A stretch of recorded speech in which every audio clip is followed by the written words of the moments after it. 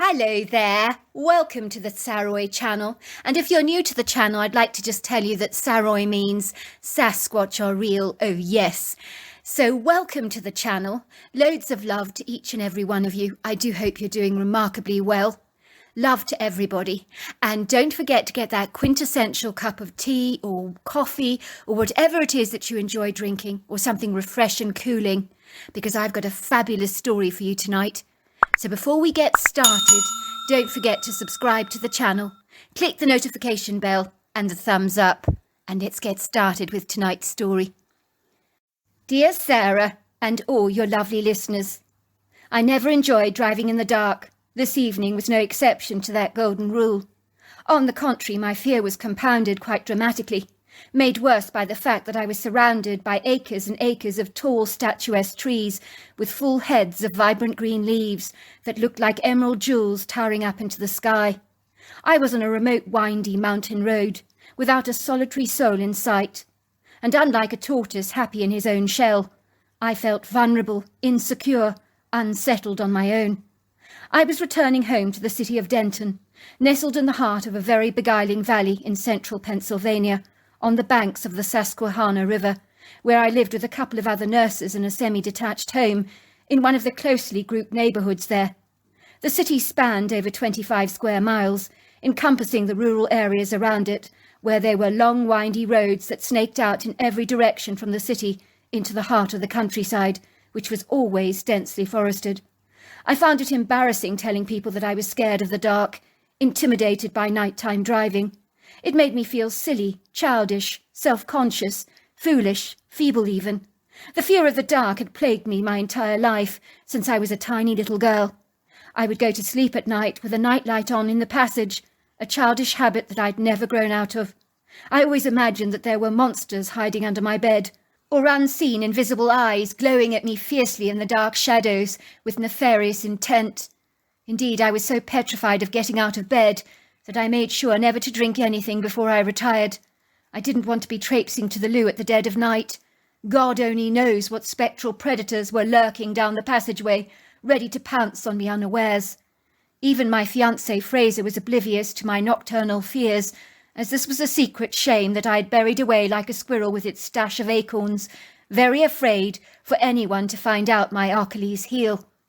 I had driven all the way down this long ribbon of asphalt on the mountain road towards the obscure little farmhouse situated in the depths of a lush green valley, where my fiancé's parents lived.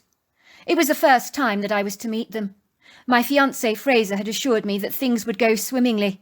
His mother was a tough cookie, but he thought my charm would crack through her rhino hide veneer like a bird's egg. "You'll have her eating crumbs out of your hand like a sparrow," he had promised me, "just like you do with all the patients at the hospital." I had met my fiancé when he came into the hospital after falling off his mountain bike. He had lacerated his knee so deeply that he required stitches. I was the nurse on duty that stitched him up that day. Fraser had flirted with me tirelessly, hinting that he'd like to take me out. Of course, I hadn't taken him seriously at the time.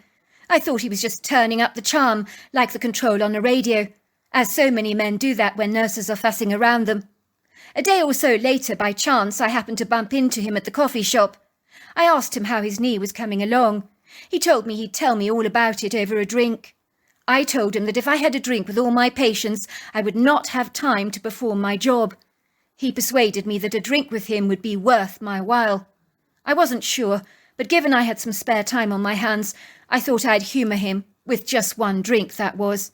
One thing invariably led to another. Within days we had become inseparable, as if we'd known each other all our lives. I think we just clicked, connecting on every single level. I hadn't anticipated that to happen at all. On first impressions I thought Fraser was a little rowdy, assertive, strong-willed for my liking.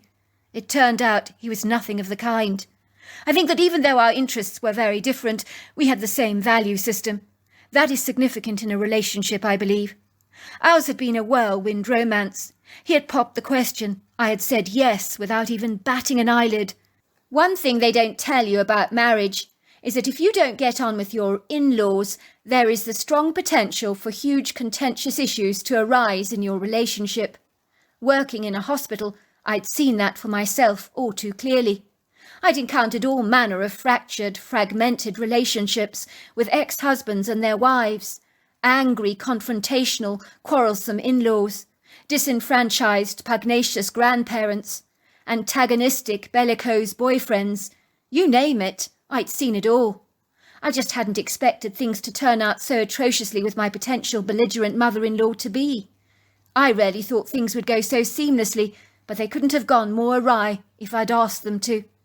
I felt sick to my stomach as I thought about how awkward it would be to have an obnoxious, oppugnant mother-in-law, like a dragon breathing down my back all the time, who despised, loathed, detested the very sight of me. It didn't bode well for my future with Fraser. Of course, I had been nervous about meeting my fiancé's parents for the first time. That was inevitable. I had butterflies flapping around in my stomach the whole way there. I was desperate for them to like me. I reviewed everything that had transpired over the last couple of hours. Everything whirled around in my head like a dramatic scene from Days of Our Lives. Truly, the cameras would have loved the drama that unfolded in the Frasers' house. I had driven my silver Chevrolet down that long pebble driveway in the early evening, when the sun was just slipping over the horizon, dappling the escarpment in resplendent folds of tangerine, gold, and soft yellow. It was late April, slipping into early May, so there was a distinct chill in the air, but it was clear spring was on its way. I parked my car, drinking in the vibrant, rich views of this tranquil oasis, where my fiancé had grown up as a young boy, here in Pennsylvania. Brace yourself, I told myself, drawing in a deep breath. I pulled up the handbrake quickly. You're about to meet your fiancé's parents. I crossed my fingers inwardly, hoping with all my heart that everything would go well. The front door swung open eagerly. There was Fraser, as handsome as ever. He dashed hurriedly out of the front door towards my car, his full head of black curls floating around his face. He was wearing tan trousers, along with an electric blue cashmere sweater. He looked rather dashing, I thought. The blue sweatshirt brought out his hazel eyes. He opened my door enthusiastically, flashing me one of his big, bright smiles. He kissed me tenderly on the cheek. "I'm so thrilled you managed to come." My heart melted like butter on a hot-cross bun at the very sight of him. "You look so beautiful this evening," he whispered, glancing approvingly at the bright figure-hugging yellow dress that I was wearing, that was modest, smart, at the same time very, very stylish. "You look so dazzling, like a sunflower, so bright and cheerful. Oh, I love that colour on you. It really is very flattering. It shows off your dark black hair, along with your stunning svelte figure, so perfectly." "Be brave," he said, lowering his tone. "My parents are rarely pussycats. I'm sure they'll love you as much as I do." I climbed out of the car nervously, holding my bottle of French champagne, escorted by Fraser's warm hand, firmly clasped in mine.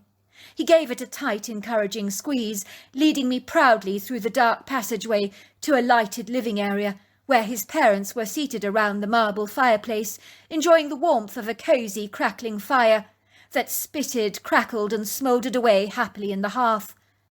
There were 4 lackadaisical cats comfortably loafing languorously over various sofas, lying fast asleep with paws outstretched like luxurious Persian-covered accessories, adding to the opulence of the rather grandiose decor. They barely even acknowledged me as I entered the room, although the rather slothful, rotund, fluffy white cat on the far sofa did give me a rather wilting look through an half-open eye, as if to say, "Who are you?" I'm rarely too unambitious, bone-idle, and sleepy to even care.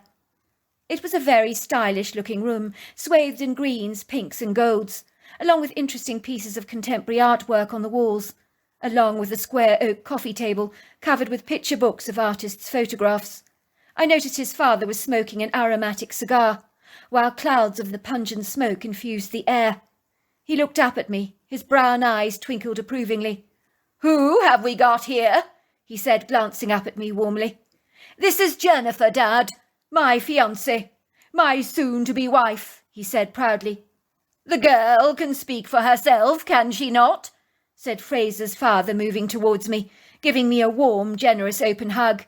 "Welcome to the family, Jennifer. It's so good to finally meet you. Fraser has told us all about you.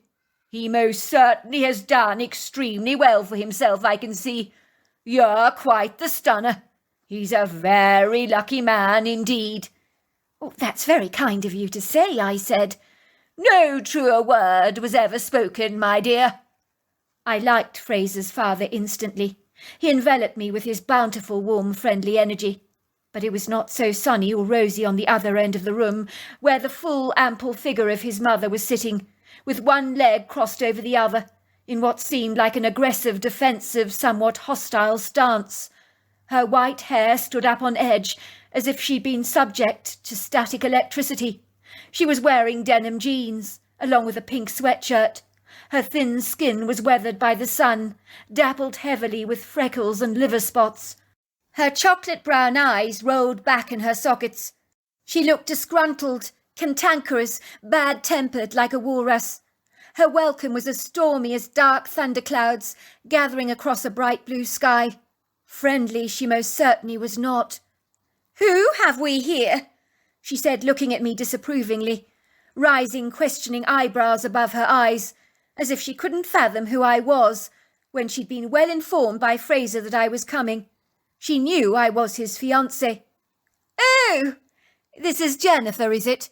she said, her eyes studying me. "How vulgar, dear, to wear such a bright yellow colour like that. It's positively bringing on one of my migraines." "Mother, don't be so rude," piped Fraser. "This is my fiancée Jennifer I told you about. Your future daughter-in-law, I'll have you know." "Oh, I do apologise for my rudeness, dear, but that colour you're wearing, it's so in my face. I feel like I need a pair of sunglasses to see you more clearly. What possessed you to wear a colour like that? You look exactly like a yellow canary." "I'm sorry," I stammered. I won't wear such a bright colour next time. I thought it was pretty. I do like the colour yellow." "I think you might just need a glass prescription, dear. That's if you can't see how frightfully vibrant you look. Where you from, girl?" She snapped at me, almost barking like a dog, regarding me through her hawk-like eyes that gave me the distinct impression she'd like to grab me in her talons and tear me apart limb from limb. "From the city of Denton," I stammered. Not too far from here." "I see. I go there quite often. I have my hair done at the hairdresser. She does a good job on my hair. Liesel's her name. So how long have you known my son?"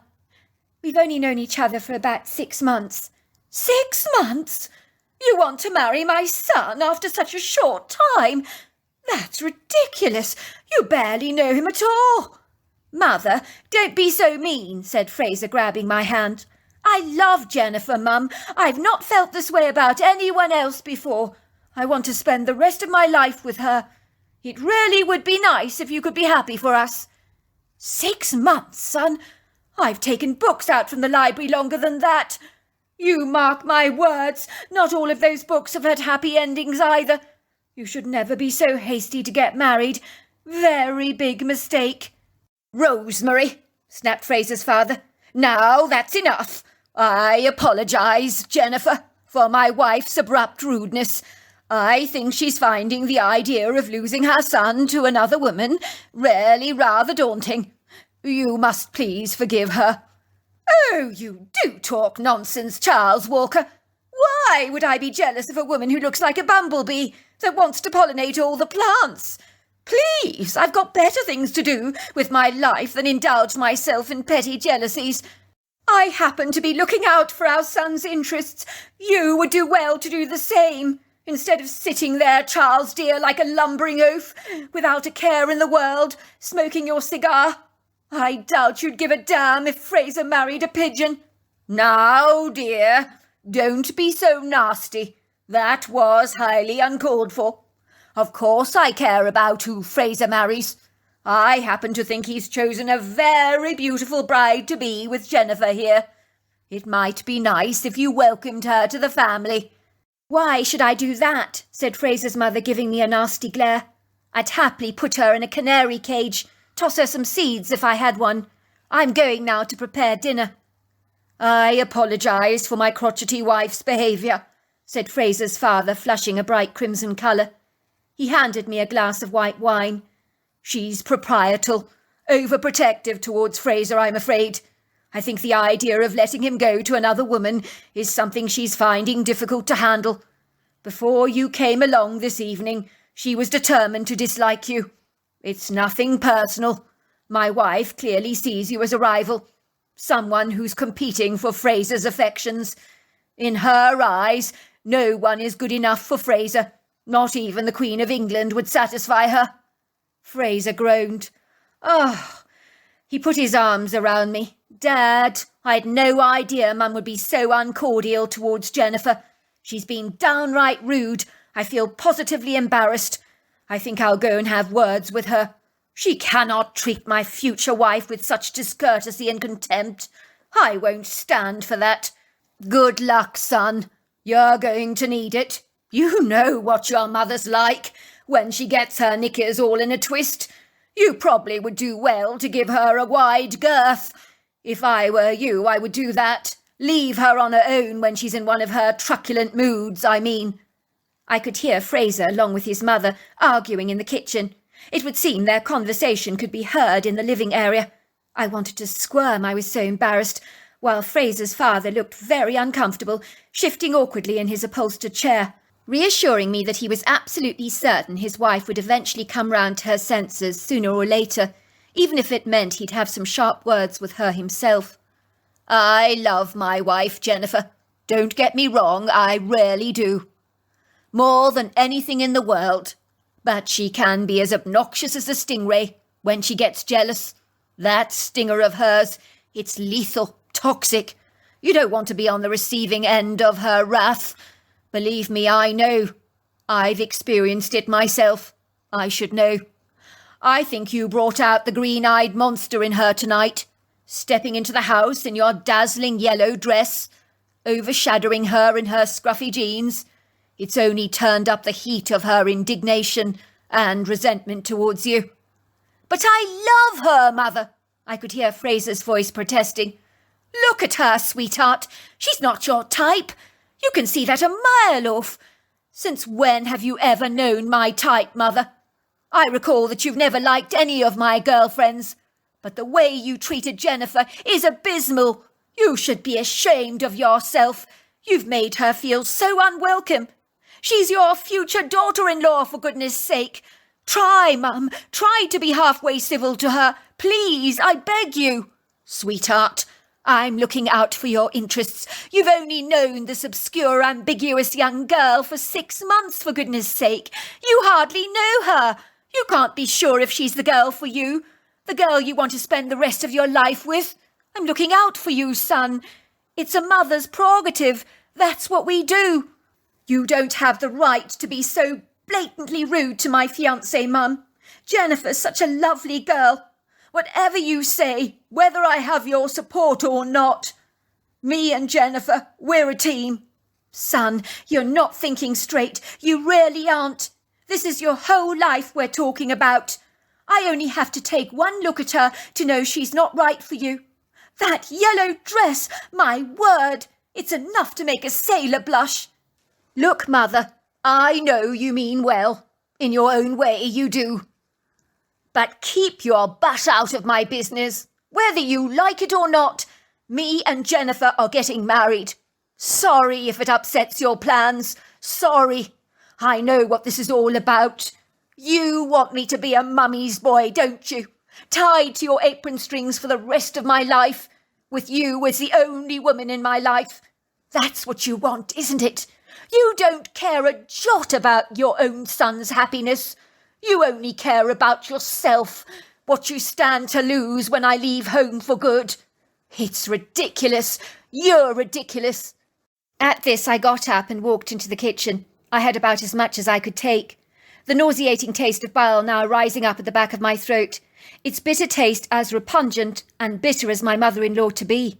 It was insufferable hearing my fiancé's mother talking to her son like that, as well as belittling our relationship, as if it was just a meaningless fling that had no lasting significance or value. It really seemed like his mother only cared about herself. "I love your son, Mrs. Walker. I'm so sorry if you disapprove of me as your potential daughter-in-law. There isn't much I can do to redeem that situation. I wish I could. I think in the circumstances I really need to leave. I really can't have dinner in such an uncongenial atmosphere. I've seen your type before, Mrs. Walker. I'm a nurse. I work with people all the time. I do understand it's difficult to let go of your son, but I'm not stealing him from you. I have no intention of doing that. I think if you carry on the way you do with your belligerent outbursts, you'll sever your relationship with Fraser yourself. I think that would be a terrible shame. I'm only sticking up for my son. He'll make a grave mistake if he marries you. I knew from the moment that you entered the house in your blazing yellow dress that you were bad news, very bad news. Go on, out. I don't want you under my roof anymore." "Jennifer is not going anywhere, Mother," said Fraser, putting his arms around me protectively. "She's not a fly you can squat. She's my future wife, for goodness sake. If I didn't know any better, I'd say you were jealous as hell. She's staying for dinner, whether you like it or not." "I'm sorry, Fraser. I'm not hungry," I said, blowing him a kiss. "I'm not staying for dinner. Not in this unwelcome, hostile atmosphere, that is. Call me in the morning. I'm going back home now." Before Fraser could change my mind, I quickly dashed out to my car, opened the driver's door, flung myself onto the seat, put the keys in the ignition, revved up the engine, did a swift U-turn, hightailing it out of the drive at one heck of a speed, with Fraser, along with his father, watching me with very aggrieved expressions on their faces. They were both shaking their heads. Fraser tried to run after my car, oscillating his arms wildly, virtually begging me to turn around, but that was never going to happen. I ignored him. Once I was on the long, curvy asphalt road, I sighed with relief. I was so glad that I was away from that hostile ambience. I would never imagine Fraser to have such a volatile mother like this. She was virtually volcanic. I could feel the tears rolling down my cheeks as I drove away. It felt as if my dreams about getting married to Fraser had been flung out of the window in a second. I didn't want the poor man to choose between me and his mother. If she despised me so much, would our relationship ever work, I wondered. Family have always been a big part of my life. I certainly didn't want to be the reason my husband became estranged from his own family. In a trice, thoughts of what had recently transpired were pushed in the back of my mind in the holding bay, so to speak, as I became hauntingly aware how baleful and dark it was outside. I was on a remote country road in the middle of nowhere, with 0 street lights, surrounded by trees, without a single reassuring light of a cheerful home in sight. Shivers of dread trickled down my spine. It would seem that despite the light of the pale cream luminescent moon, along with the clusters of the bright silvery stars twinkling like diamonds in the firmament, everything was so pretentiously black out there, with an inauspicious foreboding vibe. I could see the shapes of the trees, swaggering like drunken sailors on a rocky boat. I knew this was due to the feisty easterly wind that was picking up speed and blustering through the trees, causing them to jiggle, dance, and shake rather precariously. So even the graceful movements of the boughs bobbing up and down made me think of spectral beings like ghosts, monsters, demons. Focus on the road ahead, I told myself. Calm down, relaxed. It's all going to be just fine. All of a sudden, my car hit something sizable in the road with a loud, thunderous thumping sound, leaving me with no time to brace for impact. I had seen something reddish-brown bolting across the road so swiftly. I could not stop in time. Then I noticed a dark, shadowy thing. It was hot on the deer's trail. What was it? At first I thought it was a bear. The hood of my car crumbled inwards, buckling, folding, and opening up like a can of baked beans. My body had jolted, my head whipping forwards, but luckily the seatbelt had prevented me from going flying through the windscreen, saving my life without a shadow of a doubt. I felt disorientated, confused. My car was a complete write-off, but I was unharmed. Luckily I managed to open my inside door. I grabbed my head torch, placing it on my head. I never went anywhere without it. I moved towards the front of the car to see what I'd hit. I could hardly believe it. It was a beautiful doe with a very extended stomach, which made me very sad, because I thought she might be pregnant. I could see the animal was still alive, suffering dreadfully from being hit. All of a sudden I saw the silhouette of this 5-foot dark creature approaching the road. His deep-set dark eyes were pinned directly on the half-dead doe, lying there, as if he couldn't quite fathom what had actually just transpired. I doubt he had expected his quarry to be slain with the assistance of my car, which was now a buckled piece of metal from the front side. He didn't give it a second glance, nor did he even appear to notice me at all. His focus was completely on the deer. For a second he looked rather pleased with himself, but that content, smug, self-satisfied look was not about to last for very long. That was when I realised this creature was no bear. It was a Bigfoot. I could hardly believe it. It wasn't as big as I would have thought a Bigfoot should be. It was streamlined, lanky, rather like a 5-foot teenager, but covered in hair. He looked so human, with the exception of his overlong arms, and cone-shaped face, of course. I was completely dumbfounded. I was just processing what I was seeing when thundering out of the trees was another Bigfoot. But this one was absolutely humongous, towering at about over 8 foot tall, with large pillowy breasts. The creature was wide, burly, hefty, muscular. She looked belligerent, angry. There was an aggrieved expression on her human face that registered extreme disappointment. For a moment the two creatures began talking backwards and forwards, backwards and forwards, backwards and forwards. The female's voice was quite high-pitched, indignant, somewhat raised. Over and over again she kept pointing to the absence of the antlers, and of course to the extended stomach as well. The smaller Bigfoot looked rather sheepish, bashful, ashamed, as if he knew he had done something very wrong, and that his mother was far from pleased with his lack of hunting prowess. You could see she was exasperated with her son, like an infuriated mother with her kids failing grades at school. At this stage the deer was crying out in pain. It was an insufferable sound that I could hardly bear. The female Bigfoot could not abide it either. She clearly wanted to end the creature's suffering, and demonstrated to her son how to twist the neck. I was relieved she put it out of its misery. Then she appeared to be piercing open the stomach cavity of the doe, pulling something out of her belly. Out popped the sweetest baby fawn. I could hardly believe it.